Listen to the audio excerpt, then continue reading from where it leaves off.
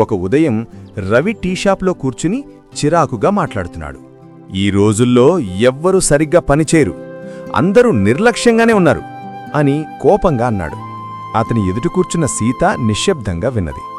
కొద్దిసేపటి తర్వాత ఆమె మెల్లగా, ఒక్కసారి మనల్ని మనం కూడా చూసుకోవాలి కదా అని చెప్పింది. రవి వెంటనే, నాలో ఎలాంటి తప్పు లేదు అని గట్టిగా చెప్పి అక్కడ్నుంచి లేచి వెళ్ళిపోయాడు. రోడ్డు పక్కన తన బైక్ దగ్గరికి వెళ్లిన రవి చేతిలో ఉన్న చెత్తను నిర్లక్ష్యంగా నేలపై పడేశాడు. దగ్గర్లో ఉన్న ఒక వృద్ధుడు అది గమనించాడు. వృద్ధుడు నెమ్మదిగా రవి దగ్గరకొచ్చి చిన్న అద్దం అతని చేతిలో పెట్టాడు. రవి ఆశ్చర్యంగా, ఇదెందుకు అని అడిగాడు.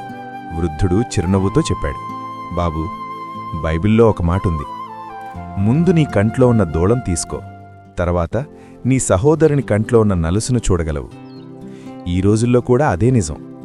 మన ఫోన్ స్లోగా ఉందని కంప్లైంట్ చేస్తాం, కానీ అవసరం లేని యాప్లను మనమే ఇన్స్టాల్ చేస్తాం. సోషల్ మీడియాలో నెగటివిటీ ఎక్కువని అంటాం, కానీ మనమే కోపంతో కామెంట్లు పెడతాం. సమాజం మారాలి అంటాం, కానీ మన అలవాట్లు మాత్రం మార్చుకోం. ఆ మాటలు విన్న రవి ఒక్కసారిగా నిశ్శబ్దమయ్యాడు. అద్దంలో తన ముఖాన్ని చూసుకున్నాడు. అప్పుడే అద్దంలో తన గతంలో చేసిన తప్పులు ఒక్కొక్కటిగా మెరుపుల్లా కనిపించాయి.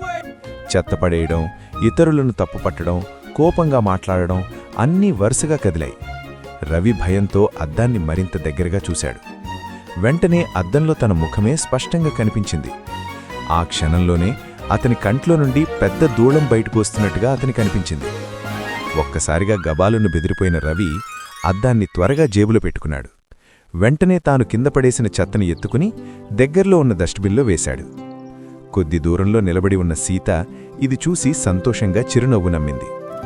రవి అద్దాన్ని జాగ్రత్తగా తన జేబులో పెట్టుకుని నిశ్శబ్దంగా ముందుకు నడిచిపోయాడు.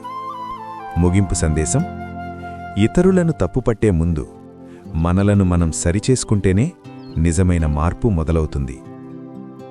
మా ఉద్దేశం, ఎదుటివారిలో తప్పులున్నప్పటికీ వాటిని చెప్పడం తప్పు అని కాదు, కానీ యేసుక్రీస్తు వారు బోధించిన విధంగా ప్రేమతో మరియు చెప్పాల్సిన సరైన పద్ధతిలో చెప్పాలి.